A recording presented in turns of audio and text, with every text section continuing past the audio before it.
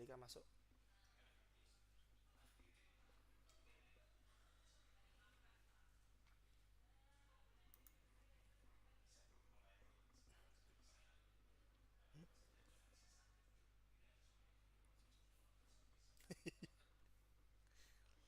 Bisa rektor lagi BPJS ya bro. Sak ya.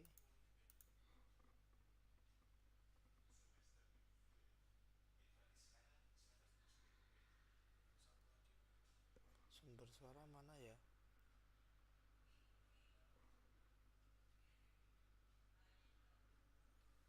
Sumber suara ya suka zoom ya kan mas? Piye maksudnya gue?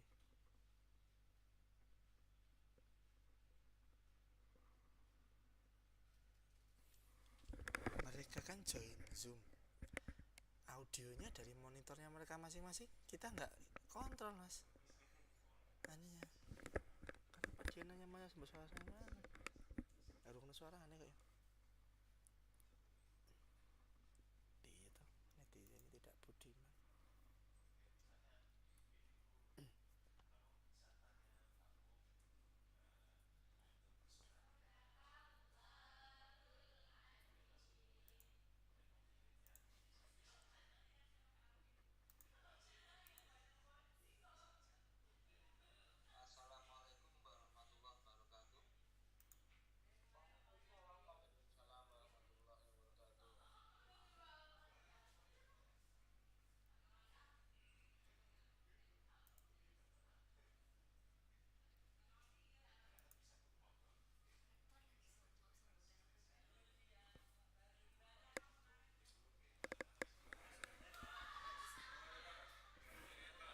Belum ada.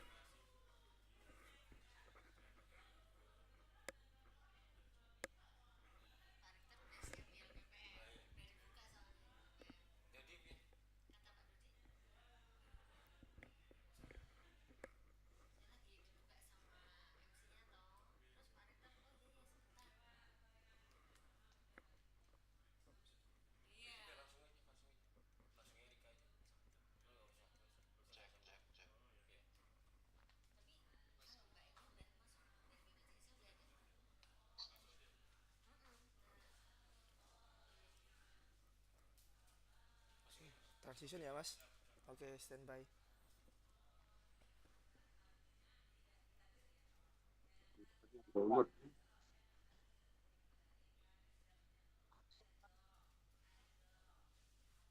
Yo Google kok yo.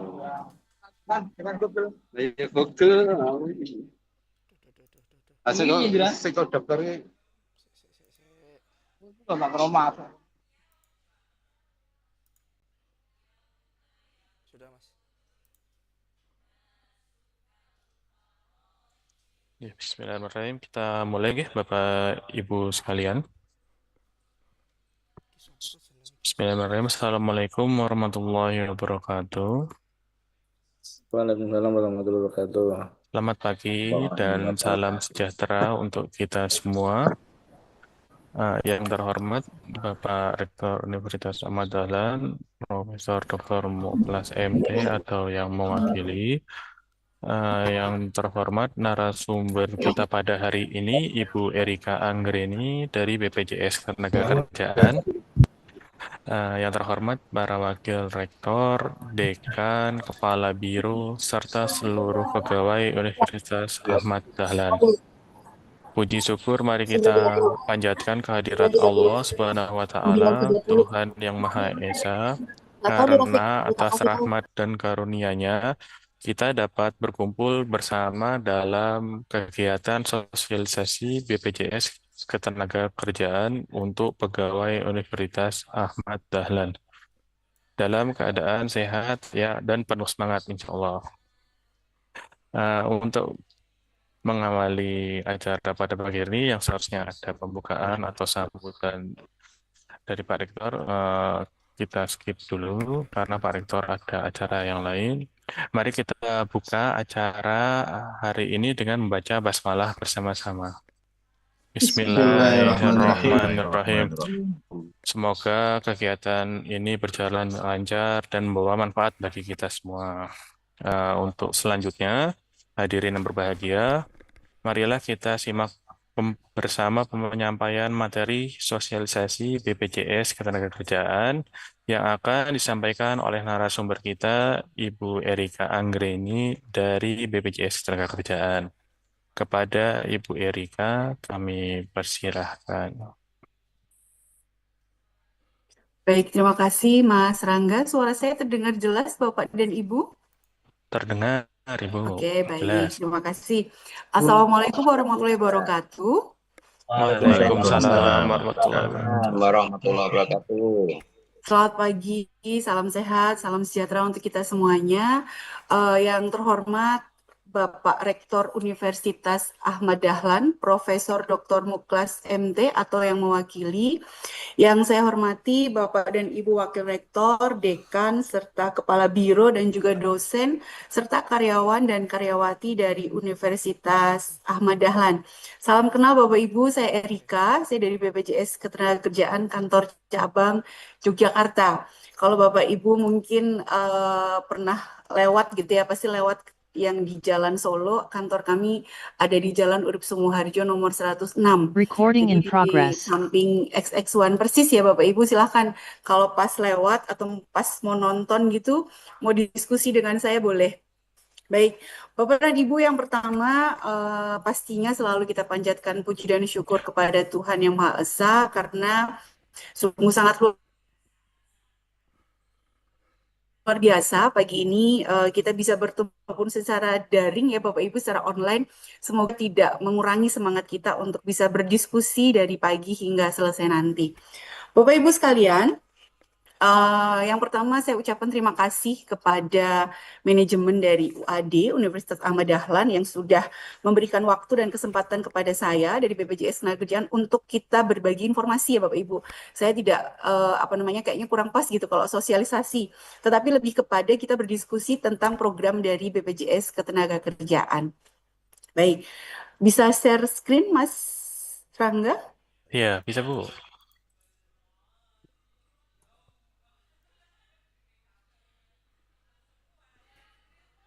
Saya yang share atau Mas Rangga nih? Monggo Bu, kalau Ibu mau nge-share bisa, enggak apa-apa. Sudah Oke. kita open juga. Oke, baik. Sudah terlihat? Sudah Bu, sudah. Oke, baik. Ya. Bapak dan Ibu sekalian, program BPJS Ketenagakerjaan ini memang sudah diikuti oleh seluruh karyawan dari Universitas Ahmad Dahlan ya, dari UAD.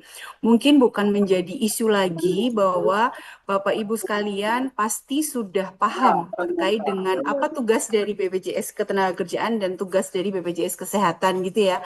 Karena saya rasa dari tahun 2014 kami berdiri atau dibentuk oleh pemerintah, yang pasti BPJS Ketenagakerjaan ini adalah bukti bahwa pemerintah itu peduli kepada kita sebagai pekerja Indonesia, seperti itu.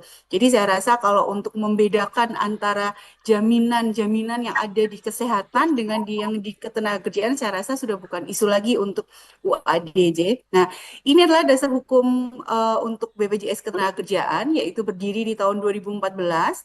Kami dibentuk oleh pemerintah yang dulunya bernama PT Jam Sostek. Kemudian di tahun 2014 di Januari itu kami diganti nama gitu ya Bapak Ibu menjadi BPJS Ketenagakerjaan.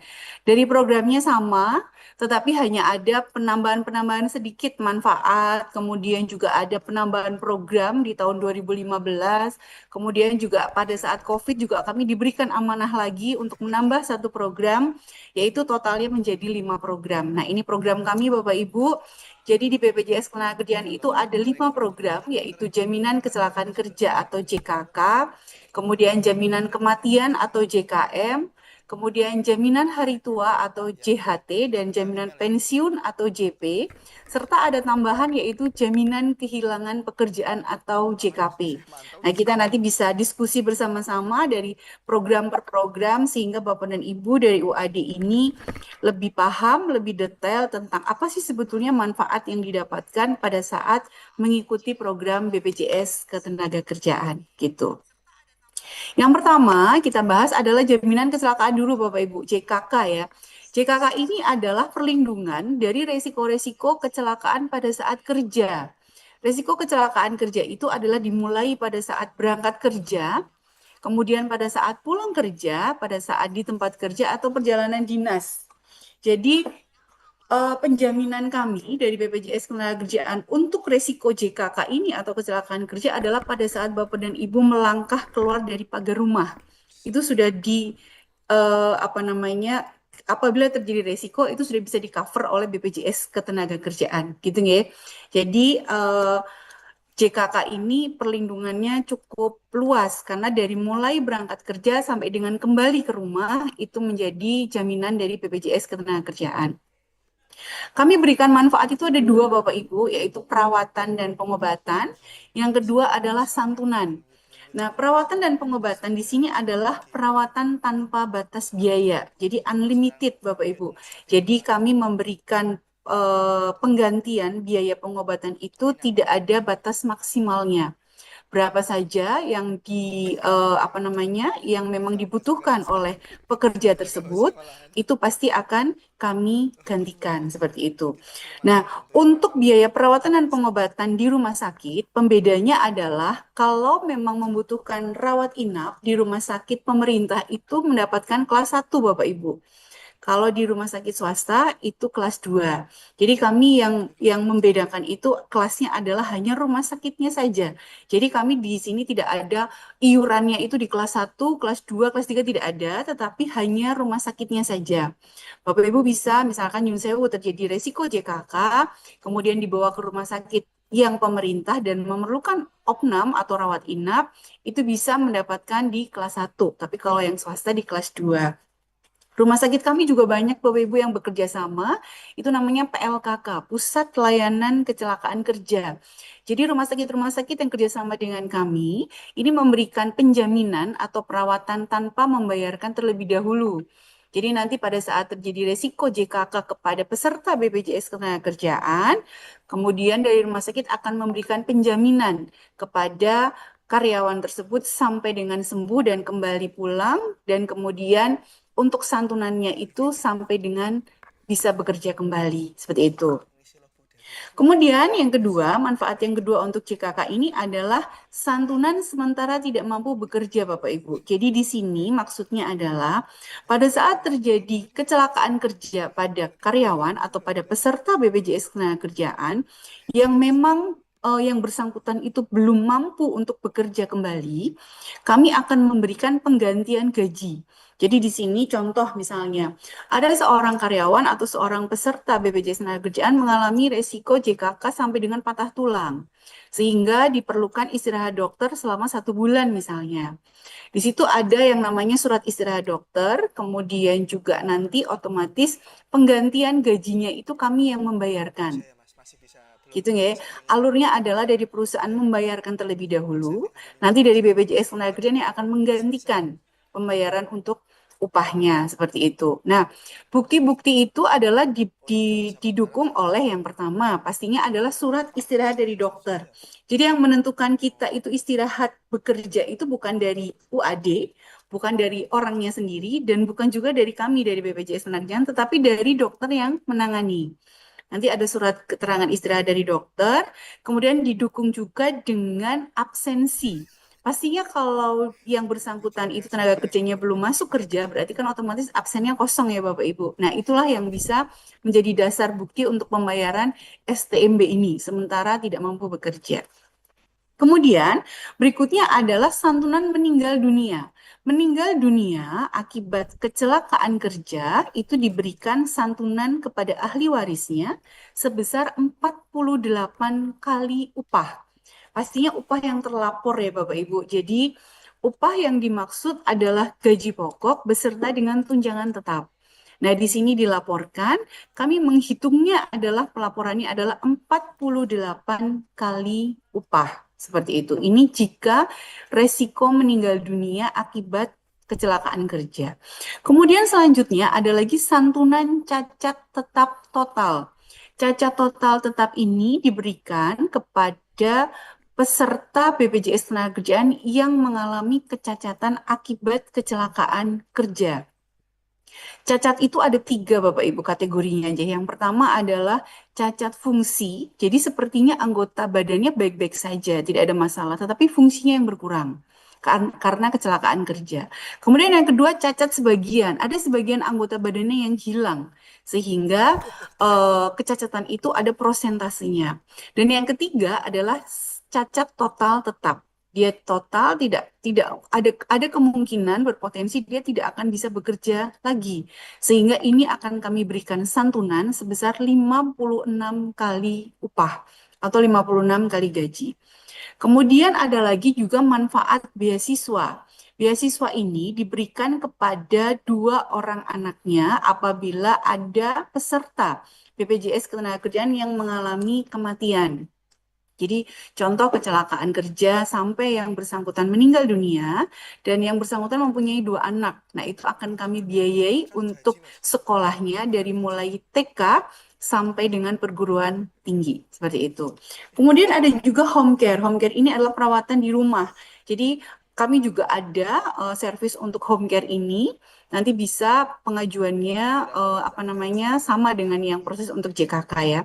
Kemudian ada juga untuk back to work, jadi kembali bekerja, tetapi dengan job desk yang berbeda. Contoh misalkan seperti ini, ada seorang driver dia mengalami JKK, kemudian fungsi dari kakinya yang memang dia gunakan untuk bekerja pada saat dia menjadi driver itu sudah tidak bisa digunakan lagi. Nah, kami akan berikan pelatihan kepada peserta tersebut supaya dia bisa bekerja kembali dengan job desk yang berbeda. Misalkan dia menjadi administrasi misalnya ya, memang dia tidak terlalu banyak menggunakan kakinya untuk bekerja seperti itu. Nah, ini adalah pelatihan-pelatihan yang kami berikan apabila memang dari perusahaan itu ada pengajuan. Jadi pengajuan untuk bisa mengikuti program Return to Work atau RTW gitu ya, atau back to work ini supaya pada saat nanti ada nyun sewu misalkan ada karyawan yang memang memerlukan itu, kami bisa berikan untuk pelatihan-pelatihan tersebut seperti itu. Ini adalah program jaminan kecelakaan kerja. Kemudian program yang kedua adalah jaminan kematian, Bapak Ibu. Jaminan kematian ini diberikan kepada peserta aktif di BPJS Ketenagakerjaan tetapi mengalami risiko kematian. Jadi kami kalau bahasanya itu adalah meninggal dunia biasa gitu. Kalau yang tadi saya jelaskan 48 kali gaji itu adalah meninggal akibat kecelakaan kerja. Tapi kalau yang ini adalah meninggal biasa, meninggal karena sakit misalnya atau mungkin meninggal karena kecelakaan bukan akibat kerja. Kemudian juga bisa jadi nyun sewu, misalkan meninggal karena disengaja misalnya ya Bapak Ibu. Ini pun juga kami tidak melihat alasan dia meninggalnya, tetapi adalah yang penting adalah yang pertama dia masih aktif sebagai peserta BPJS Ketenagakerjaan yang mengalami risiko kematian. Jadi memang idealnya seorang pekerja itu mempunyai dua BPJS. Jadi kalau sakit biaya perawatan dan pengobatannya dibiayai oleh BPJS Kesehatan, tapi kalau sampai mengalami kematian akibat sakitnya itu mendapatkan santunan dari BPJS Ketenagakerjaan seperti itu. Nah, untuk santunannya besarnya adalah 42 juta rupiah total. Jadi santunan kematian, kemudian biaya pemakaman, kemudian santunan berkala 24 bulan, kemudian manfaat beasiswa untuk dua orang anaknya sebesar 174 juta. Jadi kalau misalkan total manfaat santunan itu adalah 42 juta plus dengan manfaat beasiswa seperti itu. Oke, jadi ini adalah santunan yang diberikan apabila tenaga kerja mengalami resiko meninggal dunia. Ini manfaat beasiswanya Bapak Ibu. Jadi kalau tadi saya sampaikan bahwa kami akan membiayai anak dari peserta yang mengalami resiko-resiko tadi, beasiswanya itu dari mulai TK sampai dengan perguruan tinggi. Jadi kalau misalkan punya 3 orang anak begitu nggih. Nah, ini kami hanya memberikan untuk manfaat beasiswanya maksimal 2 anak yang masih bersekolah gitu. Kalau misalkan ternyata karyawan ini masih punya anak tapi masih belum sekolah gitu, misalnya masih baru 3 tahun, berarti harus nunggu sampai dengan usia TK begitu, kami akan tunggu. Tetapi didaftarkan terlebih dahulu untuk diinformasikan kepada BPJS Ketenagakerjaan. Nanti pada saat waktunya si anak ini sekolah, otomatis nanti bisa untuk mendapatkan beasiswanya. Seperti itu ya. Jadi beasiswa ini memang kami berikan khusus untuk 2 orang anak yang sah dari si peserta seperti itu. Kemudian program yang ketiga adalah jaminan hari tua, Bapak Ibu. Jadi ini adalah program unggulan kami sebetulnya, karena JHT ini adalah yang ditunggu-tunggu oleh peserta pada saat sudah tidak bekerja lagi. Seperti itu. Nah, JHT itu adalah sejumlah uang yang dari iuran Bapak Ibu dipotong setiap bulan gitu ya. Kemudian juga mendapatkan kontribusi dari manajemen, dari pemberi kerja, dalam hal ini dari perusahaan. Kemudian kita akumulasi. Kemudian pada saat sudah jatuh tempo itu bisa dibayarkan. Jatuh temponya kapan untuk proses pengajuan klaim? Yang pertama adalah pada saat karyawan tersebut usia pensiun 56 tahun. Jadi Bapak Ibu di JHT ini ada spesial untuk karyawan atau peserta BPJS Tenagakerjaan yang memasuki usia 56. Pada saat usia 56 tahun dan masih bekerja, itu kami biasanya akan informasikan ke manajemen atau dalam hal ini ke HRD untuk bisa mencairkan JHT-nya tanpa harus nonaktif dulu. Jadi kalau misalkan Bapak Ibu ada yang saat ini usia 56 tahun tetapi masih aktif di UAD, itu bisa untuk mencairkan JHT-nya tanpa harus nonaktif dari UAD. Jadi tanpa harus keluar dari UAD, Bapak Ibu bisa mengambil JHT-nya. Nanti di bulan berikutnya otomatis menggunakan kartu yang sama tetapi saldonya mulai lagi dari nol seperti itu. Itu sakit. Walaupun tidak nonaktif ya, tapi karena ini adalah spesial sehingga di usia 56 tahun bisa mencairkan JHT-nya. Kemudian pencairan JHT juga bisa dilakukan untuk usia pensiun PKB. Misalkan sudah ditetapkan nih usia pensiun untuk UAD di usia 60 tahun misalnya. Silakan nanti di usia 60 tahun bisa langsung diajukan proses klaimnya. Kemudian untuk PKWT, untuk pekerja kontrak kalau memang ada, itu juga bisa pada saat berakhir kontrak kerjanya, silakan itu bisa dicairkan. Atau mungkin bisa karena punya usaha lain di rumah gitu ya, nonaktif dari perusahaan, kemudian bekerja kembali dengan secara mandiri begitu, itu juga JHT-nya bisa dicairkan. Kemudian yang paling banyak adalah yang mengundurkan diri nih, yang poin E. Jadi pengundurkan diri atau resign itu biasanya kalau Bapak Ibu pas lewat di kantor kami di tanggal 1 sampai tanggal 15, pasti akan penuh karena mengundurkan diri ini banyak sekali untuk proses pengajuan klaim di kantor. Tetapi kita juga bisa mengajukan klaim itu melalui JMO. Nah, ini nanti sedikit saya singgung tentang JMO, apa pentingnya, karena ini tadi, ada proses-proses klaim yang memang bisa dilakukan menggunakan aplikasi JMO. Kemudian juga ada PHK. Jadi selain mengundurkan diri, selain habis kontrak, juga ada misalkan pemutusan hubungan kerja atau PHK. Karyawan yang ter-PHK secara otomatis bisa langsung untuk mencairkan JHT-nya. Kemudian beralih ke warganegaraan, meninggalkan Indonesia, beralih ke WNA misalkan, itu juga bisa langsung dicairkan. Kemudian cacat total tetap, itu juga bisa dibayarkan. Meninggal dunia, nanti JHT-nya otomatis akan masuk kepada pembayaran dari untuk ahli warisnya pastinya. Kemudian klaim sebagian, nah ini biasanya banyak nih yang bertanya, klaim sebagian JHT 10% itu apakah bisa Mbak gitu ya? Bisa Bapak Ibu, jadi untuk syarat klaim JHT 10% ini adalah syaratnya minimal sudah menjadi peserta BPJS Tenagakerjaan selama 10 tahun. Nanti klaim 10%-nya bisa diajukan.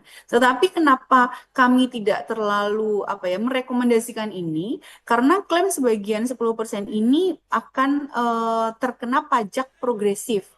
Nah, pajak progresif ini cukup tinggi. Jadi 10%, misalkan contoh saya punya saldo 100 juta, saya mau ambil 10 juta, 10%. Nah, nanti pada saat saya mengambil 90 jutanya, itu akan dikenakan pajak progresif. Jadi eman-eman gitu guys, sayang kalau untuk 10 pajak progresifnya itu lumayan tinggi, 15% sampai 18% seperti itu. Jadi kalau mau mencairkan JHT diambil 100%-nya saja, tetapi dengan ketentuan persyaratan tersebut seperti itu. Ini jaminan pensiun, Bapak Ibu, mungkin saya infokan bahwa UAD memang belum ikut JPNJ, tapi mungkin sekilas saja informasi bahwa jaminan pensiun ini sebetulnya sudah kami canangkan di tahun 2015. Kalau PNS dapat pensiun, swasta pun juga sebetulnya bisa mendapatkan gitu ya.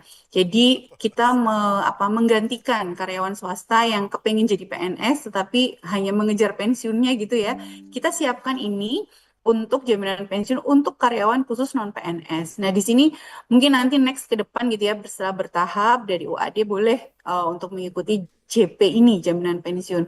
Jadi jaminan pensiun itu sebetulnya sama dengan PNS, diberikan kepada karyawan atau peserta BPJS Tenagakerjaan yang memasuki usia pensiun. Usia pensiun untuk tahun 2025 ini di angka 59 tahun, Bapak Ibu. Dan itu nanti akan bertambah setiap 3 tahun sekali, itu bertambah 1 tahun sampai dengan usia 65 tahun, seperti itu. Manfaatnya sama, manfaat untuk hari itu adalah untuk dirinya sendiri, untuk pesertanya. Kemudian manfaat yang kedua adalah untuk janda atau dudanya, untuk pasangannya. Kemudian yang ketiga adalah manfaat untuk orang tuanya kalau memang masih lajang. Kemudian kalau punya anak juga manfaat untuk anaknya. Kemudian juga ada manfaat pensiun cacat. Kalau dia misalkan mengalami kecacatan, kami akan berikan manfaat jaminan pensiun ini. Minimal di 399.700 per bulan, maksimalnya di 4.793.300 rupiah. Ini jadi manfaat jaminan pensiun semoga nanti di tahun depan gitu ya bertahap nanti UAD bisa untuk mengikuti JP ini seperti itu. Nah, ini yang terakhir, program kami yang terakhir yaitu jaminan kehilangan pekerjaan Bapak Ibu. Jadi JKP ini sebetulnya dibentuk gitu ya oleh pemerintah pada saat terjadinya COVID Bapak Ibu. Jadi COVID banyak waktu itu, kemudian banyak sekali pemutusan hubungan kerja dari perusahaan-perusahaan. Sehingga frekuensi untuk keluar masuk karyawan itu cukup tinggi. Nah, oleh karena itu pemerintah membuat JKP ini sifatnya adalah tidak ada tambahan iuran karena dia mengambil iuran adalah dari JKK sebagian dan juga ada subsidi dari pemerintah seperti itu.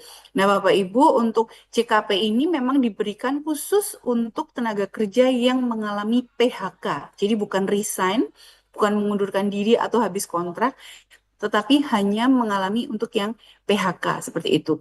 Manfaatnya diberikan hanya 6 bulan saja. Ini ada, mohon maaf, ada update ya untuk manfaatnya itu 60% dari upah selama 6 bulan. Jadi 60% itu kami bayarkan selama 6 bulan, harapannya sebelum 6 bulan sudah mendapatkan pekerjaan yang lain. Kemudian juga dari Dinas Tenaga Kerja terkait, itu juga akan memberikan pelatihan, kemudian juga informasi lowongan kerja melalui aplikasi Siap Kerja, seperti itu.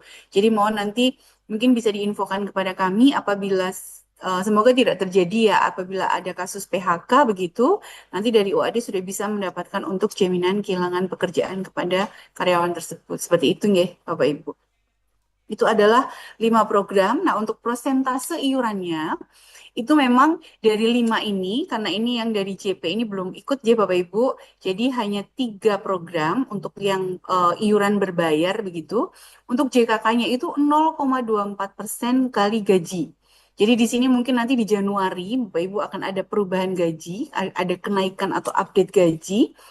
Untuk potongannya otomatis juga akan ada penambahan gitu ya. Tapi ini dimulai nanti di Januari. Jadi nanti juga ada surat edarannya itu nanti akan disesuaikan Bapak Ibu. Jadi karena gaji atau upah ini mengikuti dari santunan, manfaat-manfaat seperti itu ya. Sehingga proses gaji ini memang sangat sensitif seperti itu. Nah, untuk JKK itu di angka 0,24% dari gaji itu adalah beban dari pemberi kerja seperti itu. Kemudian JKM, jaminan kematian, itu 0,3% itu juga pemberi kerja yang membayarkan. Dalam hal ini UAD ya. Kemudian nah, untuk JHT ini Bapak Ibu. JHT itu adalah 5,7% kali gaji dengan komposisinya adalah 3,7% itu dari pemberi kerja, 2%-nya dari tenaga kerja, seperti itu. Jadi nanti Bapak Ibu mendapatkan JHT itu 5,7%, tetapi dipotong dari gaji karyawan itu hanya 2%, karena subsidi dari perusahaan itu 3,7%. Seperti itu ya. Kemudian kalau untuk JP itu 3%, 2% pemberi kerja, 1%-nya dari tenaga kerja. Ini semoga di tahun depan sudah bisa mengikuti ya Bapak Ibu. Kemudian kalau JKP ini tanpa iuran, sehingga tidak ada yang dibebankan baik dari perusahaan maupun dari tenaga kerja. Nah, ini adalah surat edarannya. Kemarin saya diinformasikan bahwa mungkin surat edaran ini memang sudah disetujui oleh rektor, sehingga untuk Prosentasenya sudah sesuai ya. Jadi JKK itu adalah 0,24%, JKM 0,3, JHT-nya itu adalah totalnya 5,7, tapi ada potongan gaji karyawan 2%.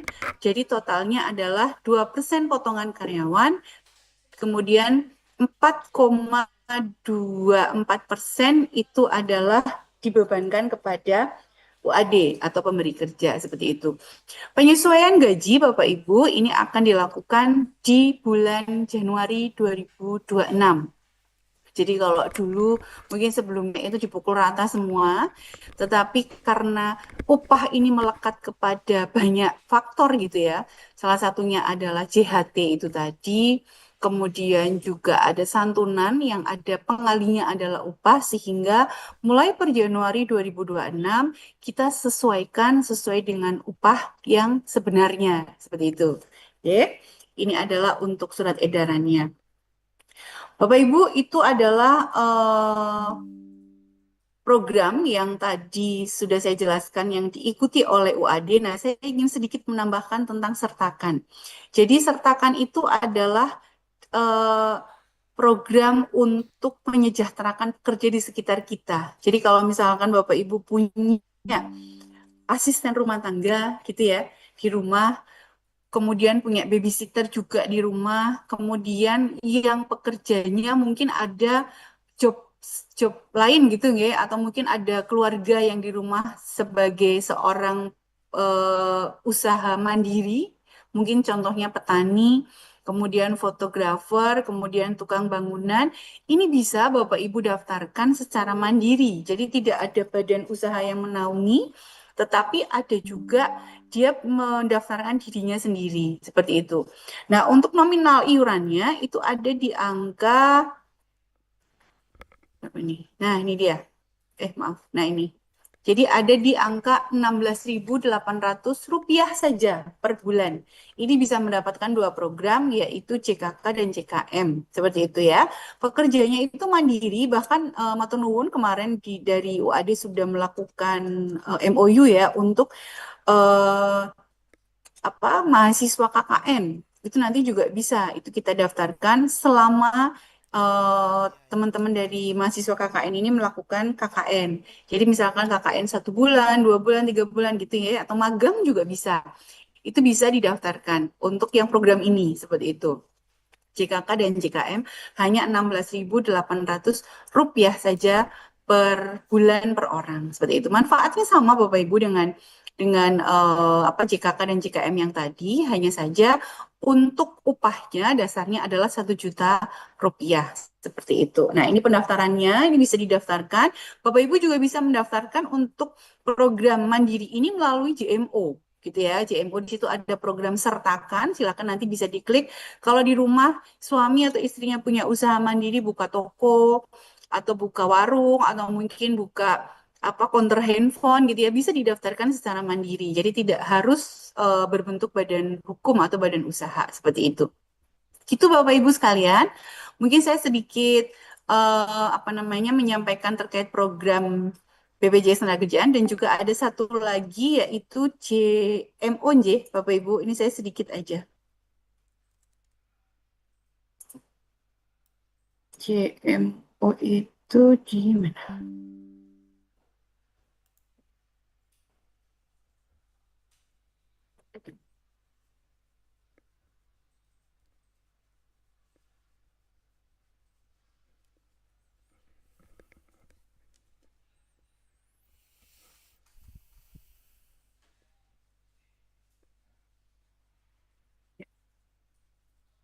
Kita share lagi ya Bapak Ibu.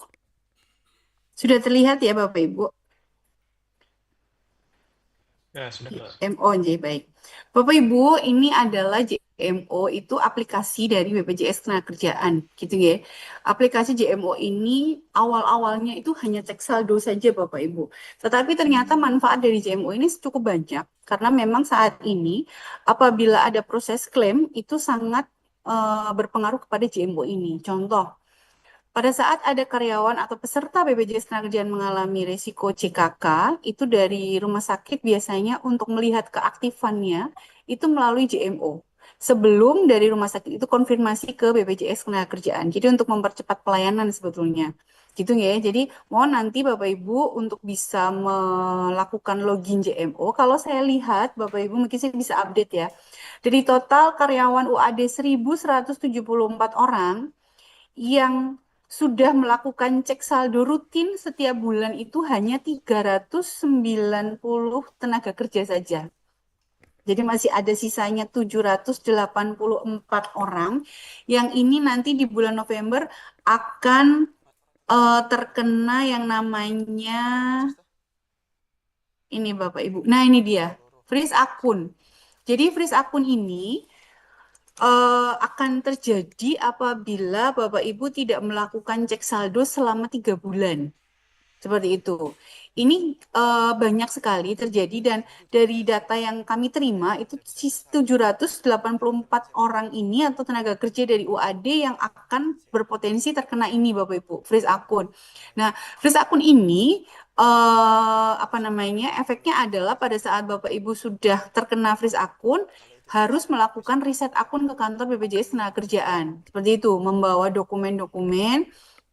Kemudian nanti dari kami juga akan melakukan apa namanya cross check data begitu ya. Kemudian baru kami lakukan riset akun seperti itu. Nah, Bapak Ibu setelah di riset bisa melakukan pendaftaran ulang. Nah, ini akan memakan waktu, kemudian energi dan tenaga gitu ya Bapak Ibu, sehingga Nyun Sewu mungkin untuk saat ini sambil mendengarkan sosialisasi gitu ya, sambil kita diskusi, Bapak Ibu boleh cek cek saldo, jadi buka JMO-nya, kemudian silahkan dibuka untuk cek saldo pada saat diklik saldo, kemudian saldo terlihat, itu sudah otomatis terdeteksi bahwa Bapak Ibu sudah melakukan aktivitas di JMO seperti itu, sehingga akan dianggap bahwa JMO Bapak Ibu itu aktif seperti itu ya. Jadi untuk menghindari freeze akun ini.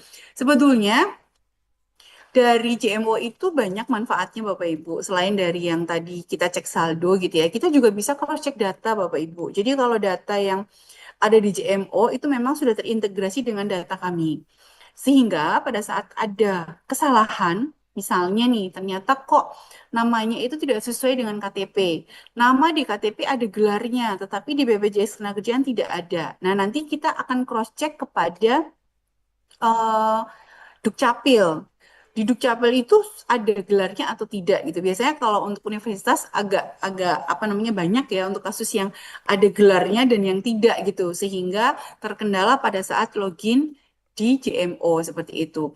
Atau bisa juga misalnya dia ternyata tanggal lahirnya berbeda atau mungkin ibu kandungnya berbeda sehingga tidak bisa masuk dalam login JMO begitu. Nah, ini kendala-kendala seperti ini sebetulnya bisa kita selesaikan kalau memang diperkenankan nanti kita ada waktu mungkin dari manajemen UAD gitu ya kita akan melakukan grebek JMO kita bersedia dengan senang hati diundang untuk bisa menyelesaikan itu semua gitu jadi nanti kendala-kendala yang terjadi itu apa kita akumulasi berapa orang kalau memang diperlukan kami harus datang ke UAD monggo silakan nanti silakan dibuatkan jadwal kami satu tim akan membantu kendala-kendala tersebut tanpa harus karyawan dari UAD harus datang ke kantor BPJS Ketenagakerjaan begitu. Jadi biar kami yang ke sana, kami siapkan langsung bisa lakukan riset akun di tempat gitu Bapak Ibu. Jadi malah lebih efektif ya, karena Bapak Ibu tidak perlu harus meluangkan waktu untuk datang ke kantor kami, tapi cukup meluangkan waktu sebentar pada saat kami ada di sana seperti itu. Itu lebih lebih efektif Bapak Ibu. Jadi monggo sekarang sambil dicek-cek gitu, siapa tahu ada yang belum bisa masuk di JMO. Nanti bisa langsung menghubungi ke Mas Rangga, HRD, nanti Mas Rangga bisa apa, mengupdate kira-kira berapa tenaga kerja atau berapa karyawan yang terkendala, kita bisa langsung lakukan untuk selesaikan kendala-kendala tersebut. Gitu ya Bapak Ibu ya. Ini adalah untuk JMO. Jadi di sini untuk pendaftaran peserta, kalau saya lihat pendaftarannya sudah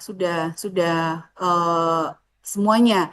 Hanya saja itu tadi yang berpotensi untuk terfreeze akunnya atau teriset akunnya itu ada di 784 tenaga kerja dari UAD, gitu ya. Itu adalah untuk JMO. Kemudian saya sedikit spill lagi untuk terkait dengan manfaat layanan tambahan Bapak Ibu. Jadi di BPJS Ketenagakerjaan itu selain dengan memberikan jaminan ketenagakerjaan gitu ya, resiko-resiko kerja begitu. Kami juga ada program kepemilikan rumah Bapak Ibu. Jadi kalau Bapak Ibu yang misalnya sekarang belum ada rumah dengan atas nama sendiri gitu, nanti bisa silakan diajukan dengan maksimal pembiayaan untuk KPR, kepemilikan rumah itu di angka 500 juta. Kemudian yang sudah punya rumah tapi masih pengen untuk renovasi ini juga ada. Jadi ada 200 juta nih untuk renovasi rumah. Kalau yang pengen punya rumah tapi cuma uang mukanya aja gitu, ini juga bisa. Kita berikan maksimal di 150 juta. Dengan tenor waktu untuk yang KPR 30 tahun, kemudian uang mukanya 15 tahun, dan renovasi rumah 15 tahun. Ada yang bertanya kemarin, Mbak Erika, kalau saya tuh pengen punya rumah, belum punya rumah, pengen punya rumah pertama tapi nggak punya uang muka gitu kan.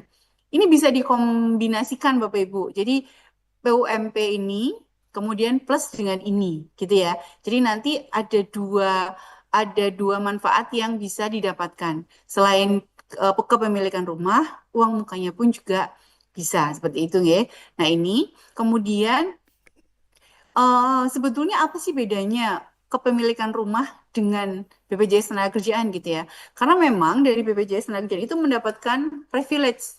Jadi bunganya itu memang spesial dari mitra kami, yaitu dari kalau untuk Jogja itu BTN dan Bank Jateng, gitu ya. Jadi kalau misalkan mau pengajuan rumah menggunakan BPJS Ketenagakerjaan, kepesertaan BPJS Ketenagakerjaan, itu bisa mendapatkan bunga yang spesial seperti itu.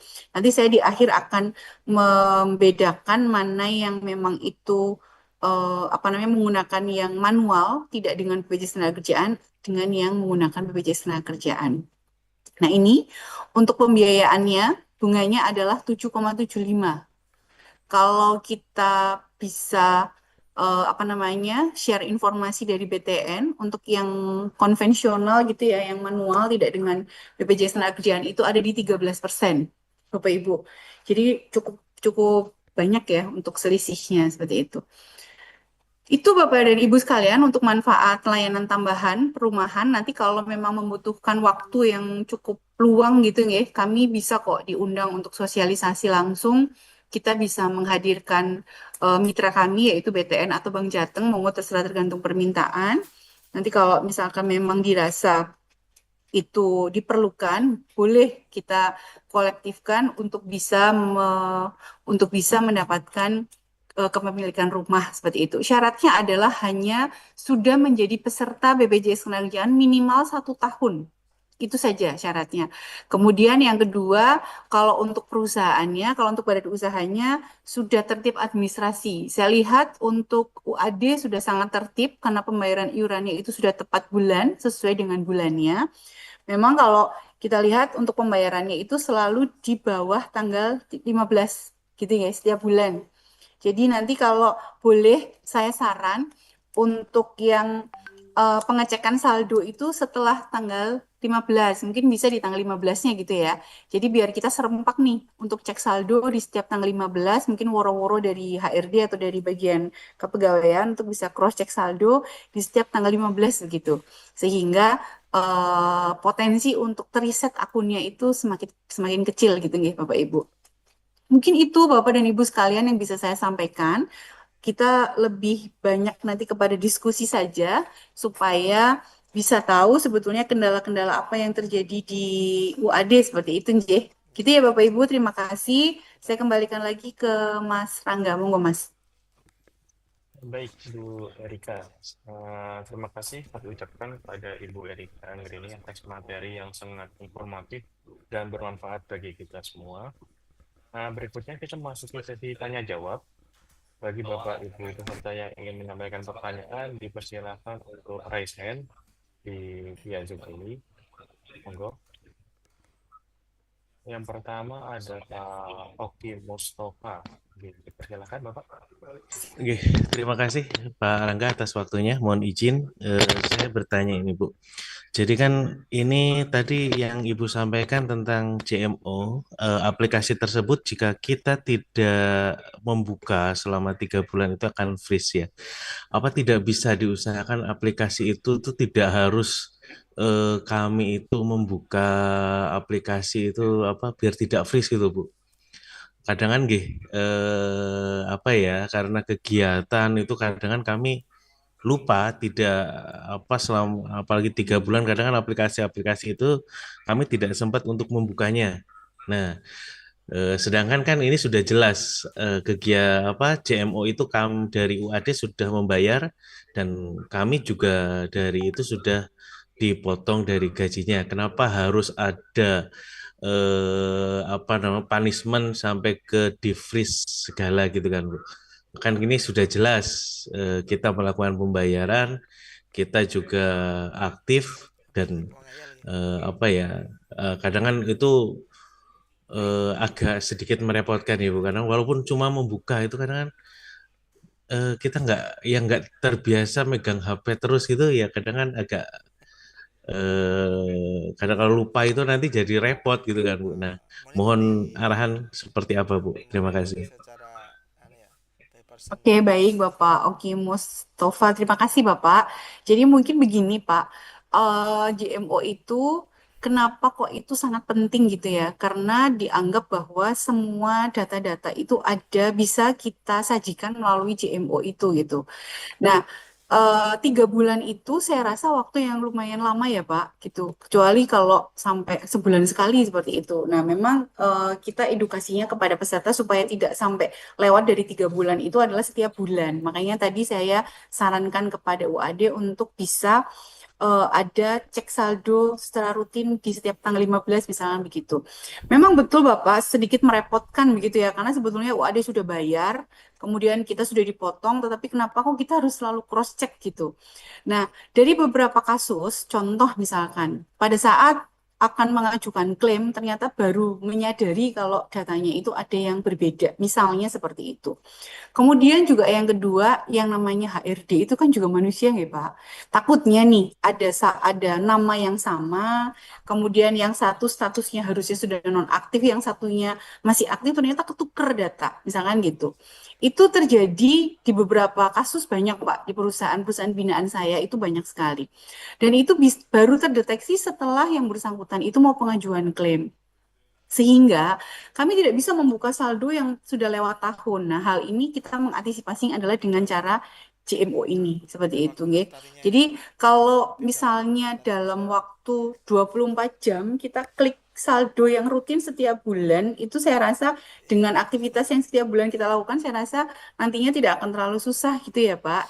Jadi, eh, apa JMO ini cuma perlu waktu paling enggak 1 menit lah Pak gitu nggih 1 menit untuk bisa membuka klik gitu apalagi kalau itu dilakukan setiap bulan saya rasa tidak terlalu susah yang penting adalah JMO ini jadi seolah-olah itu dia terus aktif gitu Pak sama seperti mobile banking lah ya Pak mobile banking itu kalau misalkan kita lupa tidak buka pasti nanti lama-lama jadi passwordnya lupa kan gitu akhirnya nggak bisa terbuka sehingga 3 kali gagal ke blok harus ke kantor bank harus ke bank misalkan seperti itu. Nah ini sama Pak sebetulnya hanya saja memang saldo ini tidak bisa diambil dulu karena kan status masih aktif gitu. Tapi setidaknya membantu karyawan-karyawan ini untuk cross check.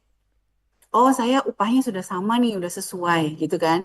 Kemudian yang kedua, oh perusahaan sudah membayarkan iuran nih tepat bulan. Karena saya cek di tanggal 15, iurannya sudah sampai di bulan November misalnya. Berarti iurannya berarti dari perusahaan tidak ada apa namanya sudah melakukan pembayaran seperti itu. Kemudian juga kita lihatnya apabila nanti misalnya nih terjadi resiko CKK dari rumah sakit melakukan cross check keaktifan, Bapak Ibu sudah bisa dengan otomatis langsung bisa membuka aplikasi JMO dan menunjukkan kartu digital dan status keaktifannya seperti itu. Sehingga memudahkan Bapak Ibu untuk bisa langsung bisa apa namanya menyajikan kepada PLKK atau rumah sakit tersebut. Gitu sih Pak Oki itu untuk kebaikan ini ya untuk memudahkan sebetulnya supaya nanti pada saat mau menggunakan itu tidak gerubuk-gerubuk gitu ya biasanya ya. Karena HRD ini yang akan dikejar nanti kalau misalnya ternyata datanya salah HRD yang harus apa lapor HRD kemudian baru nanti ada dokumen-dokumen baru diajukan ke BPJS Tenagakerjaan. Jadi memakan waktu. Tapi kalau bisa kita minimalisir itu dari sekarang, mungkin itu lebih baik. Gitu nggih, Pak Oki. Untuk pertanyaan selanjutnya dari Mas Ramadan Sela, dipersilakan. Kecil banget suaranya, Mas. Oke, terima kasih Mas Angga Begini. kesempatannya juga. Mau tanya untuk update penerima manfaat dari JP itu nanti caranya bagaimana ya Bu? Kan kalau pertama kali masuk kan saya waktu itu kan masih lajang. Dan sekarang udah diupdate sudah menikah dan punya anak gitu. Nah, untuk update untuk ini susunan penerima manfaatnya itu untuk update datanya itu caranya bagaimana? Gitu aja, terima kasih.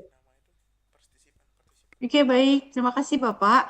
Jadi, penerima manfaat JP itu adalah diberikan pada saat yang bersangkutan sudah memasuki usia pensiun. Usia pensiun yang ditetapkan oleh pemerintah itu ada di usia 59 tahun ya, Pak, untuk tahun ini.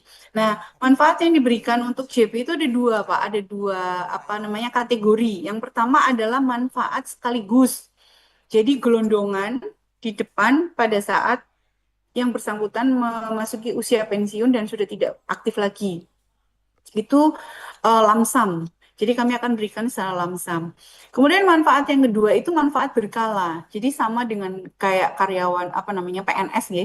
Kita setiap bulan diberikan sampai dengan tenaga kerja ini meninggal dunia.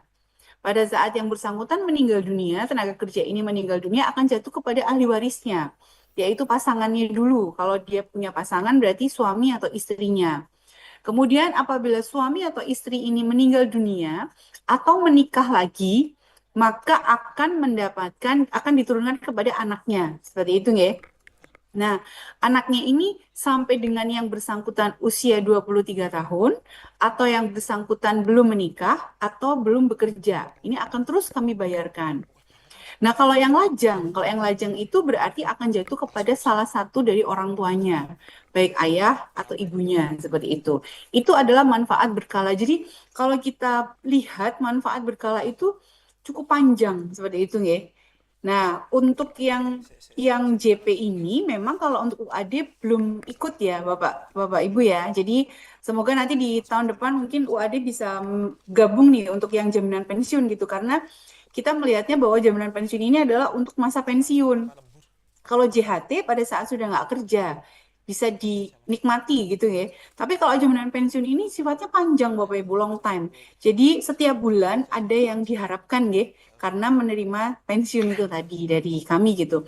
Walaupun misalnya nih UAD sudah mengikuti program JP di tempat lain, misalkan dari dari tempat lain gitu, tetapi alangkah baiknya kalau JP ini juga diikuti untuk yang BPJS Ketenagakerjaan, karena sifatnya adalah dia yang pasti manfaat JP ini akan bertambah setiap tahunnya Bapak Ibu untuk manfaatnya ya. Kalau tadi saya jelaskan di angka 399.000 minimal, itu nanti di tahun depan pasti akan ada kenaikan. Karena awal di 2015 itu masih di angka 300.000 sekian gitu Pak. Nah, untuk yang tahun ini kita setiap tahun pasti selalu ada kenaikan. Begitu Bapak, jadi untuk penerima manfaat JP mungkin nanti untuk yang lajang bisa masuknya ke ahli warisnya itu orang tuanya. Seperti itu. Gitu Pak. Ya, baik Bu, terima kasih. Ya, sama-sama Bapak. Ada yang lain? Silakan. Monggo, persilakan Pak Yunahar Okta.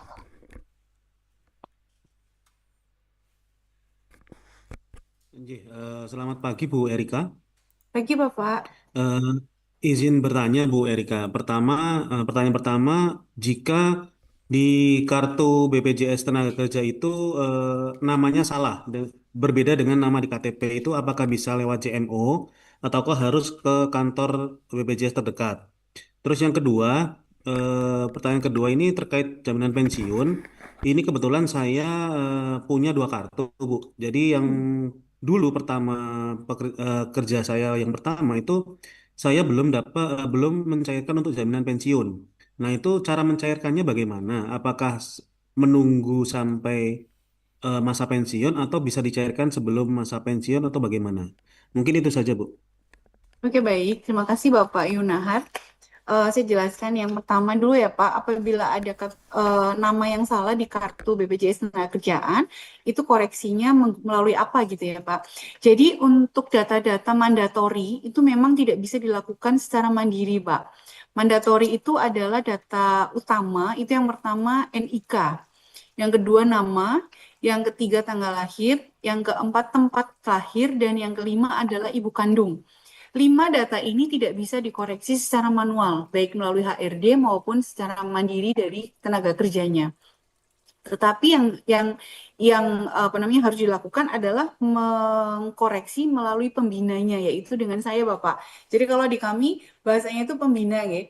Kalau UAD ini PIC-nya untuk yang BPJS Tenaga itu dengan saya. Sehingga biasanya Mas Rangga itu akan mengajukan proses koreksi data, baik itu data yang 5 mandatori itu tadi, kepada saya. Ada formulir yang harus diisikan, kemudian diisi oleh perusahaan, diisi oleh tenaga kerjanya, dilampiri dengan kartu dan KTP. Seperti itu, Bapak. Jadi kalau untuk mandatori memang tidak bisa dilakukan koreksi selain dari BPJS Ketenagakerjaan, Pak. Gitu nggih. Jadi nanti kalau memang ada kendala-kendala seperti ini bisa disampaikan kepada HRD, nanti dari HRD yang akan mengajukan ke BPJS Ketenagakerjaan seperti itu. Tapi kalau misalnya alamat, kemudian nomor handphone gitu nggih, itu bisa dilakukan secara mandiri menggunakan JMO atau dari SIPP. Kalau yang yang dipegang oleh perusahaan itu dari SIPP itu bisa. Karena itu bukan sebagai mandatori, dan untuk perubahan itu kan dinamika ya, Pak, untuk yang alamat, kemudian nomor handphone gitu. Tapi kalau yang dasar data dasar mandatori itu tadi tidak bisa dilakukan secara mandiri. Kemudian yang kedua adalah untuk proses klaim JP ya, Pak. Jaminan pensiun itu melekat kepada usia pensiun, Bapak. Kalau JHT, jaminan hari tua itu tidak melekat usia. Yang penting adalah syaratnya sudah tidak bekerja lagi di perusahaan manapun, statusnya sudah nonaktif semua, itu bisa dicairkan langsung. Tapi kalau JP, jaminan pensiun itu melekat kepada usia pensiun. Usia pensiun itu saat ini di angka 59 tahun. Nah, nanti kalau misalkan Bapak punya 2 KPJ nih, KPJ yang lama itu ikut JP. Tapi kalau yang untuk UAD ini belum ikut misalnya ya. Nah, nanti itu JP-nya itu bisa dicairkan pada saat sudah memasuki usia pensiun dan sudah tidak bekerja lagi. Itu bisa langsung dicairkan. Seperti itu. Tapi selama Bapak Yunahar ini tidak ikut JP di UAD, saldo JP Bapak itu masih tetap kami kembangkan. Jadi memang tidak ada iuran yang masuk, Pak. Tetapi saldo itu kami kembangkan pada saat nanti Bapak sudah bisa mengajukan JP, itu akan kami bayarkan beserta dengan hasil pengembangannya. Seperti itu, Bapak. Jadi jangan khawatir kalau untuk JP nanti semoga ada update untuk tahun depan ya, untuk UAD bisa ikut JP, sehingga untuk yang Pak Yunahar ini bisa berlanjut, Pak. Dari yang sebelumnya ikut JP, kemudian terhenti karena UAD belum ikut. Kemudian misalkan di tahun depan mau ikut, berarti dia akan berlanjut lagi. Seperti itu, Bapak. Mohon bertanya sedikit lagi, Bu. Kalau untuk pengecekan JP-nya yang lama atau jaminan pensiun yang kemarin pekerjaan yang pertama itu ngeceknya di mana nih, Bu? Untuk cek saldo JP itu sementara ini masih di kantor BPJS Tenagakerjaan terdekat, Pak. Jadi menunjukkan kartu digital yang ada di JMO, kemudian membawa identitas KTP begitu. Nanti langsung kita bisa informasikan untuk saldo JP. Karena sementara ini yang ada di JMO itu baru JHT dulu, Pak. Ke depan semoga bisa ya untuk JP-nya bisa muncul di JMO begitu. Jadi Bapak bisa tahu nih perkembangannya JP saya yang nggak ada iurannya, kira-kira nambahnya setiap bulan itu berapa gitu ya, Pak. Itu semoga betul. nanti di tahun depan, Pak, kita upayakan, memang ini sedang dalam proses untuk upgrade seperti itu. Gitu ya, Pak. Terima kasih, Bu. Sama-sama, Bapak. Baik, untuk peserta yang lain, jika ada pertanyaan, monggo raise hand. Jika belum ada, mungkin saya bacakan pertanyaan yang ada di kolom chat dulu ya, Bu. Ini ada dari Pak Panji Hidayat. Untuk JP keikutsertaan harus berapa tahun? Ada batas minimal setoran tidak ya? Yang kedua, Bu Erika, misalkan untuk pinjam renovasi rumah, syaratnya ribet tidak ya, Bu? Seperti itu, Bu.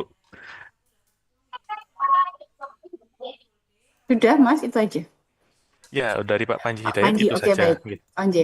Baik, Pak Panji, untuk JP itu prosesnya adalah kita iurannya itu kita lihatnya adalah dari masa iur, Pak. Jadi kalau kayak tadi saya jelaskan di awal bahwa manfaatnya itu ada dua ya, Pak. Kita berikan manfaat lamsam atau sekaligus, itu adalah untuk yang masa iurnya kurang dari 15 tahun. Tapi kalau lebih dari 15 tahun, itu akan mendapatkan berkala atau sebulanan, Pak. Jadi JP ini tidak ada batas berapa tahunnya keikutsertaannya, asalkan memang kalau dia memang masa iurnya kurang dari 15 tahun, berarti akan mendapatkan lamsam atau sekaligus. Tapi kalau lebih dari 15 tahun, maka akan mendapatkan berkala atau bulanan sampai meninggal dunia dan jatuh kepada ahli warisnya. Seperti itu ya Pak. Jadi untuk JP begitu. Kemudian batas maksimalnya yang pasti kalau terkait dengan usia, itu batas maksimalnya adalah usia saat pensiun. Misalkan tahun 2025 nih, usia pensiunnya 59 tahun. Berarti batas maksimal pendaftaran jaminan pensiun itu di 58 tahun 11 bulan gitu Pak. Itu masih bisa dilakukan pendaftaran. Tapi kalau sudah lebih dari 59 tahun, otomatis JP-nya sudah keprotek karena dianggap sudah melewati usia jaminan pensiun. Kemudian untuk batas maksimal upah itu ada di 10.400.000. Bentar, ini saya share ya. Ini Pak. Ini ada di angka 10 juta ini ya Pak. Nah ini dia. Ini Pak. 10.547.400. Ini untuk batas maksimal upah. Jadi kalau misalkan nih ternyata ada yang upahnya 12 juta begitu Pak. Nah ini kami penghitungan iurannya di angka ini Pak. Karena ada batas upahnya. Kemudian untuk manfaat berkalanya itu ini. Jadi manfaat berkalanya itu di 399.700. Ini manfaat ini tergantung dari yang pertama adalah besaran upah, yang kedua adalah masa iur. Semakin lama berarti otomatis semakin besar. Tetapi kalau memang ternyata iurannya atau setelah dihitung menggunakan instrumen itu ternyata kok tidak mencapai ini, misalkan setelah dihitung kok cuma 300.000 misalkan, kita akan berikan batas minimalnya adalah 399.700 ini Pak, seperti itu. Jadi kita ada batas minimal dan ada batas maksimal itu untuk yang jaminan pensiun seperti itu Bapak. Kemudian untuk syarat renovasi, kalau di kami, yang pertama itu adalah pengajuannya melalui bank dulu, Pak. Jadi alurnya adalah bahwa tenaga kerja atau peserta BPJS Tenagakerjaan itu mengajukannya melalui bank dulu. Jadi kalau di sini untuk DIY itu ada dua bank, yaitu BTN dan Bank Jateng. Pada saat di perbankan itu sudah ACC, karena di bank itu yang agak sedikit detail ya Pak. Misalkan contoh sliknya, slik atau BI checkingnya itu harus dicek dulu oleh bank. Kalau aman berarti lanjut seperti itu. Nah, kalau dari kami itu hanya pada saat dari banknya sudah selesai, sudah oke, baru dari bank itu akan memberikan rekomendasi kepada kami. Jadi minta surat permohonan rekomendasi. Apakah perusahaan ini eligible untuk mendapatkan MLT atau tidak? Karena itu tadi syarat-syaratnya adalah perusahaan ini sudah tertib administrasi. Dalam hal ini, tertib administrasi itu misalnya dia sudah tertib pembayaran iuran, sudah membayarkan atau mendaftarkan seluruh karyawan di BPJS Ketenagakerjaan, seperti itu nggih. Yang ketiga adalah tidak ada selisih gaji. Misalkan gajinya 10 juta, tapi ternyata hanya didaftarkan 5 juta. Nah, itu pun juga mempengaruhi. Nah, sehingga monggo nanti kalau UAD kan ini di tahun depan sudah mulai menyesuaikan nih gitu ya. Jadi sayang Pak kalau tidak dimanfaatkan untuk mengambil MLT ini, baik itu misalkan untuk renovasi atau mungkin untuk kepemilikan rumah atau uang mukanya saja boleh. Seperti itu. Itu Bapak. Baik Bu, untuk selanjutnya ada dari kolom chat lagi dari Pak Irawan. Kalau sudah menikah tapi belum sempat melakukan update data keluarga, apakah manfaat bisa diberikan kepada ahli waris, istri atau suami atau anak? Itu saja Bu pertanyaannya. Deh. Kalau apa Mas tadi maaf? Kalau sudah menikah. Ya, kalau sudah menikah, tapi belum sempat melakukan update data keluarga gitu. Oh, iya. Hmm. Baik. Kalau update data keluarga itu bisa dilakukan pada saat akan pengajuan klaim. Jadi misalkan Bapak update, misalkan apa namanya, sudah menikah gitu ya, itu update-nya bisa dilakukan pada saat nanti proses klaim, seperti itu. Jadi tidak usah khawatir misalkan Ah, sekarang kok saya belum update data seperti itu. Nah nanti nggak ada masalah, nanti pada saat proses klaim itu kan di Adminduk kita kan sudah terintegrasi ya Pak, untuk sistem kami sudah terintegrasi dengan Adminduk. Jadi walaupun misalnya pada saat pendaftaran itu masih lajang, tapi saat klaim itu sudah menikah dan sudah punya anak misalnya, itu bisa nanti apa namanya kita otomatis akan menyesuaikan. Seperti itu, Bapak. baik. Terima kasih Bu untuk jawabannya. Selanjutnya mungkin Bapak Ibu yang lain dari peserta yang ingin bertanya, kami persilahkan masih dibuka sesi tanya jawab. Ini Ada. ada yang chat ini, Mas. Oh ya, ini untuk Bu Risa ya. Untuk jaminan kematian, batas jaminan bisa diklaim atau dicairkan sampai kapan? Jika sudah pensiun dan tidak melakukan iuran, lagi jaminan tersebut sudah tidak berlaku, nggih. Nah, itu mungkin Bu Ya, pertanyaan baik yang Bu Risa. Jadi kalau klaim kematian, batas klaim kematian itu maksimal, tidak ada maksimalnya Bapak Ibu. Jadi misalkan nih, ternyata waktu itu ada beberapa kasus yang eh, si karyawan ini tidak menginformasikan kepada ahli warisnya gitu ya, kalau punya jaminan kematian dari BPJS Tenagakerjaan sehingga sampai beberapa tahun akhirnya baru ketemu gitu kartunya. Nah, ini kami tidak ada batas maksimalnya untuk proses klaim jaminan kematian. Intinya adalah pada saat meninggal dunia itu statusnya memang masih aktif sebagai peserta BPJS Tenagakerjaan. Tetapi biasanya dari perusahaan kalau ada kasus-kasus meninggal dunia aktif, biasanya dari perusahaan pasti akan menginformasikan kepada ahli warisnya seperti itu gitu-gitu nggak ya, karena ada karyawan yang dia menjelaskan apa yang didapatkan dari apa namanya manajemen gitu ya, misalkan di tempat kerja saya dapat ini loh, dapat BPJS Ketenagakerjaan, ini kartunya, kemudian manfaatnya apa nanti dijelaskan oleh ahli waris misalkan oleh istri atau suaminya gitu. Tapi ada juga yang belum sempat menjelaskan itu. Jadi jangan khawatir Ibu Risa, untuk jaminan kematian ini tidak ada batas maksimal proses pencairan klaim seperti itu. Kemudian, kalau jika sudah pensiun dan tidak melakukan iuran lagi, berarti jaminan itu sudah tidak berlaku. Iya, betul. Jadi kalau untuk proses nonaktif, itu kan nanti intinya adalah pada saat karyawan atau peserta ini sudah tidak bekerja lagi, otomatis akan ada proses penonaktifan dari HRD atau dari manajemen. Penonaktifan itu melalui aplikasi juga yang namanya SIPP Online, dan ini sudah dilakukan juga oleh UAD. Nanti setelah penonaktifan dilakukan, otomatis semua jaminan itu sudah akan terhenti. Kecuali dua jaminan itu tadi, JHT kalau sudah diambil, otomatis hilang untuk apa namanya keaktifannya.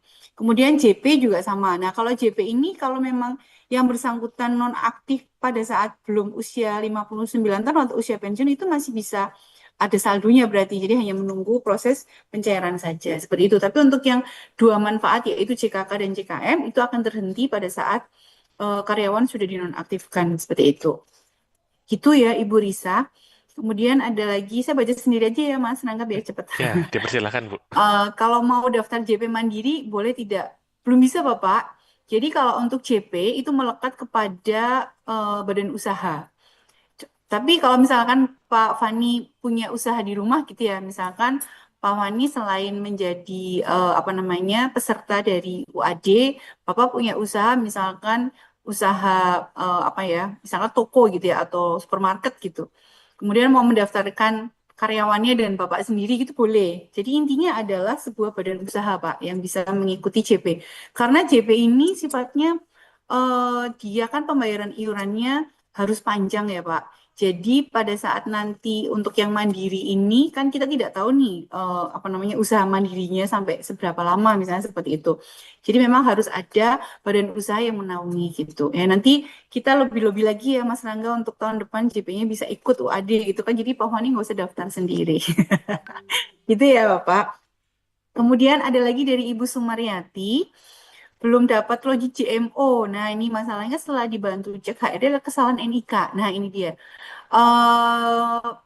Nanti saya WA ke Mas Rangga untuk koreksinya. Sudah ada ya Mas formulir untuk koreksi perbaikan? Oh, sudah ada ya formulir, namun hasilnya belum saya ketahui. Oke. Ibu Sumaryati nanti kita bisa koordinasi sama Mas Rangga dulu. Mas Rangga minta tolong nanti Ibu Sumaryati ya Mas untuk yang apa namanya NIK-nya salah seperti itu. Nanti kita bantu untuk koreksikan. Lampirannya adalah form koreksi dari perusahaan, tanda tangan stempel. Kemudian Bu Sumaryati juga harus mengisi formulir. Kemudian ada KTP dan kartu BPJS Tenagakerjaan. Nanti bisa diajukan ke saya by WA boleh.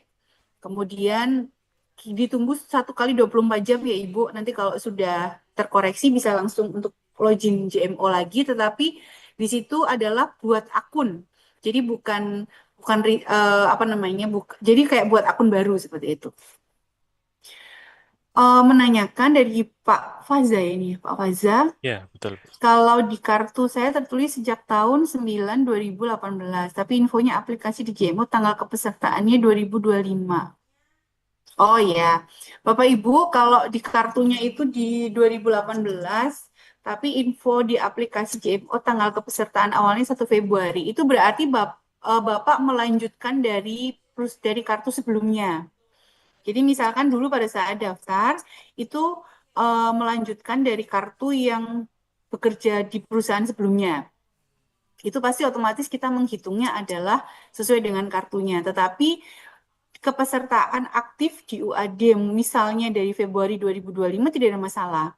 Asalkan memang saldonya itu sudah terakumulasi ya Pak. Nah kalau memang ini ternyata belum terakumulasi, contoh nomornya sama, tapi di situ ada 2 saldo, saldo dari perusahaan A dan yang kedua saldo dari perusahaan UAD misalkan. Nah ini harus digabungkan aja Pak.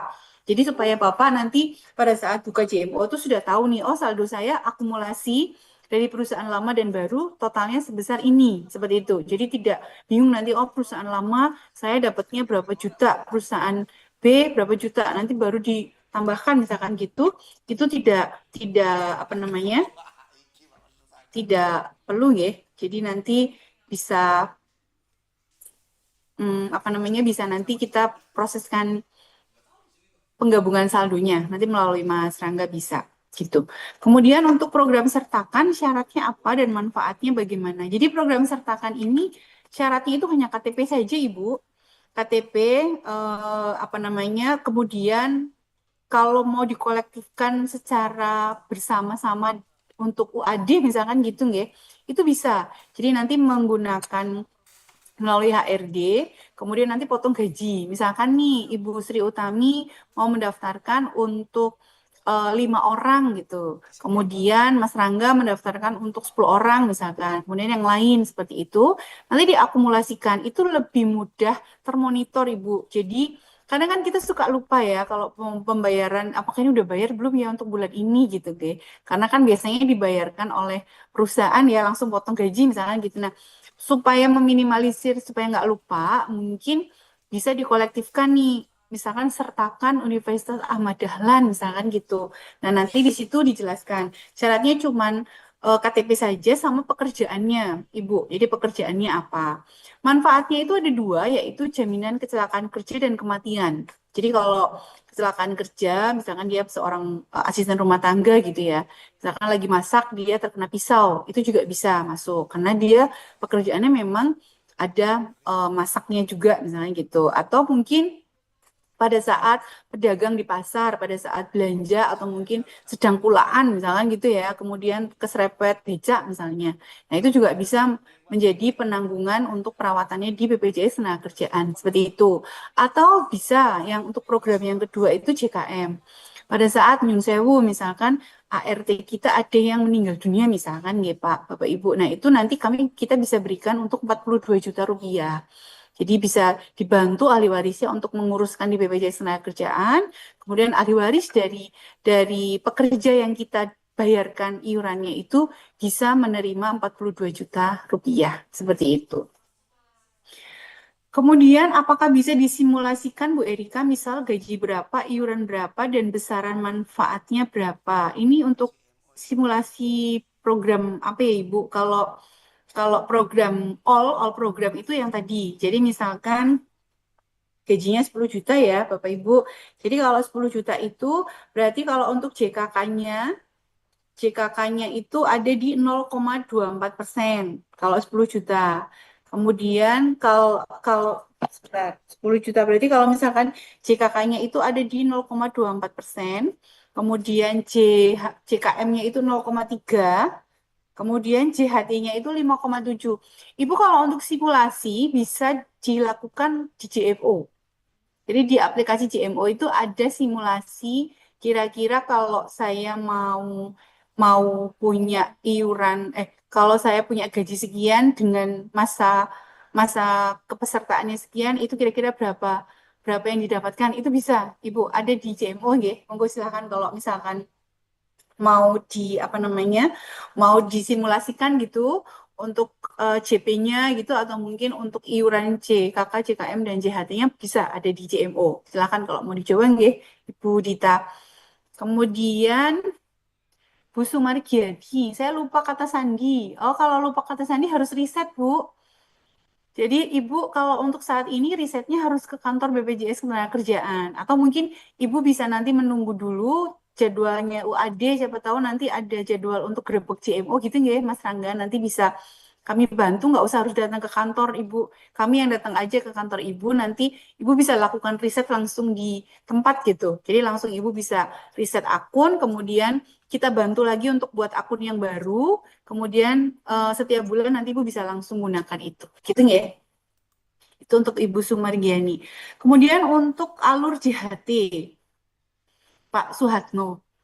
Alur klaim JHT dan klaim JKK. Jadi kalau untuk klaim JHT, Bapak Suhatno, Bapak Ibu sekalian, itu ada tiga alur untuk proses klaim JHT. Yang pertama adalah menggunakan JMO apabila saldonya di bawah 15 juta.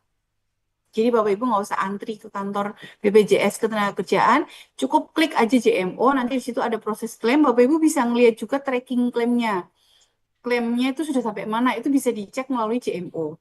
Itu yang pertama. Alur yang kedua adalah menggunakan link Lapak Asik.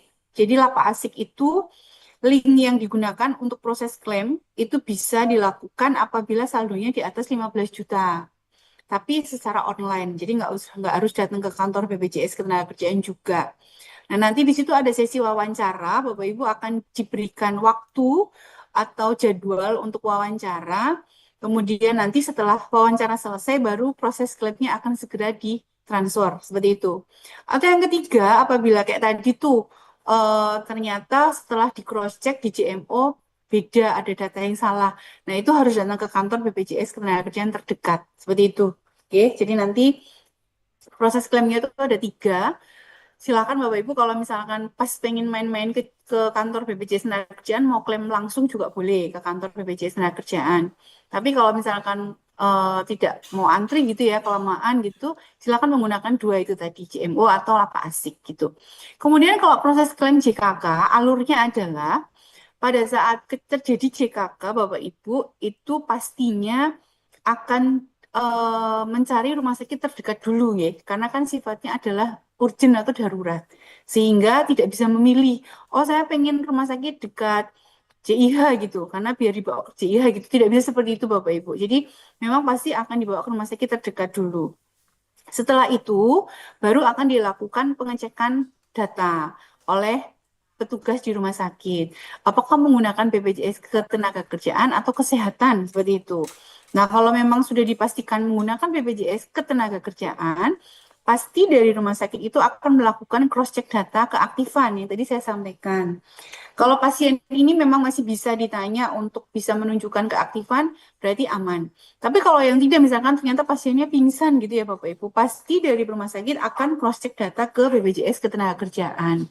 Seperti itu, apakah memang yang bersangkutan masih aktif, atau mungkin yang bersangkutan ini prosesnya sedang ditugaskan kemana, seperti itu ya. Jadi nanti itu pasti akan dilakukan untuk proses pengecekan data. Setelah proses pengecekan itu dilakukan, maka akan kami keluarkan yang namanya surat jaminan. Surat jaminan itu yaitu diberikan dari BPJS Ketenagakerjaan kepada rumah sakit untuk menjamin si karyawan ini. Nah, setelah rumah sakit menerima jaminan, otomatis semua biaya yang dikeluarkan untuk pasien ini akan dibebankan kepada BPJS Ketenagakerjaan. Jadi Bapak Ibu tidak perlu mengeluarkan biaya dulu untuk apa namanya membayar biaya perawatan itu, tetapi sudah dibebankan kepada BPJS Ketenagakerjaan. Nah, hanya saja ada beberapa rumah sakit atau klinik yang belum kerjasama Bapak Ibu dengan BPJS Ketenagakerjaan. Contoh misalnya nih, terjadi kecelakaan kerja di jalan raya, kemudian rumah sakitnya tidak ada, di sana adanya klinik gitu ya. Nah, setelah di cross check kliniknya ternyata belum kerjasama dengan BPJS Ketenagakerjaan. Nah, yang harus dilakukan adalah Bapak Ibu harus membayar dulu. Jadi nanti sifatnya reimburse. Jadi dibayarkan dulu oleh Bapak Ibu, nanti setelah itu baru diklaimkan ke BPJS Ketenagakerjaan. Seperti itu. Kalau memang membutuhkan penanganan lebih lanjut, itu bisa minta dirujuk ke rumah sakit yang kerjasama supaya biayanya tidak terlalu besar yang dikeluarkan seperti itu. Oke, karena kalau untuk rumah sakit PLKK, rumah sakit kerjasama, itu hampir semuanya sudah bekerja sama dengan kami. Tapi yang baru berproses itu adalah yang pertama Happy Land, yang kedua itu JIH, itu masih proses. Semoga gitu ya. Jadi nanti apa namanya untuk alurnya seperti itu. Kalau memang bisa di rumah sakit yang sudah kerjasama, silahkan menggunakan RSPLKK. Tapi kalau memang belum, itu bisa dilakukan reimburse. Jadi pembayaran dulu, baru nanti diajukan ke BPJS Ketenagakerjaan. Gitu Bapak Suhatno ya untuk proses alurnya. Kemudian ada lagi dari Bu Indri, 3 kali reset password tapi tidak berhasil. Berarti kalau sudah 3 kali keblokir Ibu. Berarti Ibu harus melakukan reset akun. Nah ini loh Bapak Ibu gunanya kalau kita cek rutin, semoga passwordnya tidak akan lupa kalau kita selalu cek rutin setiap bulan ya. Jadi kalau misalkan Bapak Ibu menghindari lupa password, kemudian tidak bisa login, silakan dilakukan cek rutin setiap bulan. Pasti semoga tidak terjadi kelupaan gitu ya. Karena kalau kita rutin lakukan setiap tanggal 15 misalkan, itu semoga tidak sampai harus terreset gitu ya Bapak Ibu. Ibu Indri silakan datang ke kantor kami atau mungkin nanti sama nih Mas Rangga sudah ada 2 ya kendala JMO, nanti bisa diagendakan saya ke sana beserta dengan tim nanti supaya apa di sini tidak ada yang harus datang ke kantor gitu karena antrinya lagi banyak karena di awal bulan ya. Dan kalau antri riset itu pun juga sama seperti antrian klaim, jadi harus mengikuti antrian yang ada gitu. Jadi mungkin nanti minggu depan gitu ya, Bu ini ditunggu aja, nanti kami tunggu undangannya dari UAD untuk bisa riset di tempat gitu. Program JP, oke. Kalau program JP itu tadi ya Bu Dita, jadi kalau program JP itu memang hitungannya kalau usianya 15, maaf, kalau memang apa namanya masa iurnya itu 15 tahun, berarti nanti akan mendapatkan secara berkala gitu. Ini bisa dilakukan, program JP dilakukan simulasinya di JMO bisa Ibu. Jadi Ibu usianya berapa sekarang, kemudian kira-kira untuk ke depan itu sampai dengan usia pensiun itu berapa tahun, dengan gaji kira-kira berapa untuk saat ini, dengan estimasi, biasanya akan ada estimasi kenaikan gaji setiap tahun itu di 5% biasanya ya Bu. Nah itu nanti bisa Ibu lakukan di situ. Aplikasi JMO Pak Taufik nggak bisa dibuka karena kena Pak. Gimana ya Bu, apa harus ngurus ke BPJS Ketenagakerjaan ya? Kalau aplikasi JMO-nya tidak bisa dibuka, biasanya nih Pak, kepenuhan memorinya. Coba di apa namanya dikurangi dulu atau kalau enggak nanti Pak Taufik bisa ke kantor, nanti kita bantu untuk reset akun. Jadi reset akun, kemudian uninstall, kemudian install lagi, kemudian kita reset akunnya, kita buat baru. Itu mungkin lebih lebih apa namanya lebih aman ya Pak gitu daripada nanti masih nyantol di akun yang lama seperti itu. Lebih baik kita riset saja akunnya, kemudian Pak Taufik bisa buat yang baru gitu dengan email yang baru misalkan atau mungkin dengan nomor handphone yang aktif saat ini gitu, itu lebih aman Bapak gitu. Tapi intinya adalah jangan menginformasikan data-data ini JMO ke orang lain ya Bapak Ibu, karena kemarin ada beberapa yang apa namanya dapat informasi ada oknum-oknum gitu. Memang betul kami saat ini sedang melakukan WA blasting. Jadi mungkin di sini ada Bapak Ibu yang menerima WA blasting dari kami terkait dengan minta untuk cek saldo seperti itu. Itu hanya reminder ya Bapak Ibu, jadi tidak usah diinformasikan user saya berapa, password saya berapa, nggak usah. Cukup reminder saja, tidak perlu dibalas, nggak apa-apa. Intinya jangan diblokir ya Bapak Ibu. Karena kemarin ada beberapa yang petugas yang keblokir gitu karena dianggap bahwa ini penipuan gitu. Itu hanya reminder, WA reminder. Kalau misalkan Bapak Ibu hanya mengingatkan saja bahwa silakan cek saldo supaya tidak teriset akun itu tadi, seperti itu. Jadi nanti Pak Taufik tunggu ini ya Pak, tunggu informasi dari Mas Rangga kalau apa namanya gerbek CMO gitu. Kita lakukan semoga di yang tadi 700 berapa? 784 orang bisa terlogin semua. Jadi nggak usah ada repot-repot harus datang ke kantor untuk riset gitu ya. Ibu Hapsari, nick-nya tidak terdaftar. Ini nggak terdaftarnya kenapa ya Ibu? Nanti mungkin bisa diinfokan dulu NIK-nya tidak terdaftar itu karena apa? Karena ada kemungkinan kalau di JMO-nya itu tidak terdaftar, berarti ada kemungkinan satu NIK-nya itu tidak sesuai. Jadi ada data yang tidak sesuai, sehingga di situ ada notifikasi bahwa data tidak ditemukan, misalkan seperti itu. Nah, NIK-nya tidak terdaftar, kalau memang NIK-nya memang itu belum elektronik, memang tidak bisa kami daftarkan Ibu, karena sekarang ini apa namanya database kami itu sudah terintegrasi dengan Adminduk atau Dukcapil. Jadi portal kami itu sudah ngelink. Kalau misalkan memang nick-nya itu tidak valid, maka tidak bisa muncul gitu ya. Jadi mohon untuk nanti dicek dulu Bu Hapsari, NIK-nya tidak terdaftarnya itu karena apa seperti itu. Kalau memang karena ada masalahnya di Dukcapil, berarti Ibu harus menyelesaikan dulu di Dukcapil. Tapi kalau memang NIK-nya itu sudah sama, tetapi belum bisa login JMO, berarti ada data yang tidak sesuai dengan data di KTP. Seperti itu. Ibu Erika mau menanyakan kalau rekomendasi rujukan dari BPJS ke rumah sakit Diap. Tapi setelah dilakukan pemeriksaan dari rumah sakit Diap untuk MRI-nya ke Bethesda, apakah biaya MRI itu bisa diklaimkan ke BPJS? Pak Fazza, ini untuk kasus JKK ya berarti ya Pak. Jadi kecelakaan kerja yang memang harus membutuhkan pengobatan mata misalkan gitu. Rumah sakit Diap ini sudah kerjasama Bapak dengan kami. Jadi RS Diap kemudian Bethesda itu sudah PLKK sehingga sebetulnya tidak perlu ada biaya lagi begitu.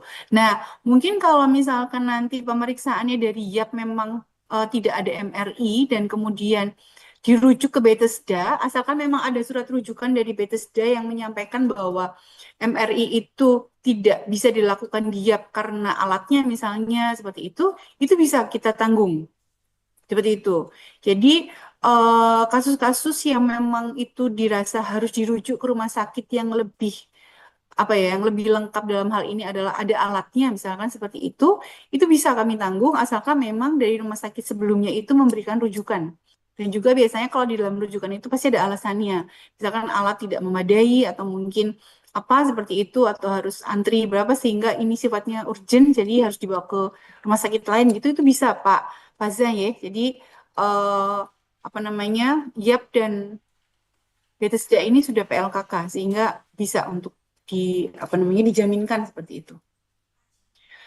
Kalau Pak Bintari nopo Ibu ini.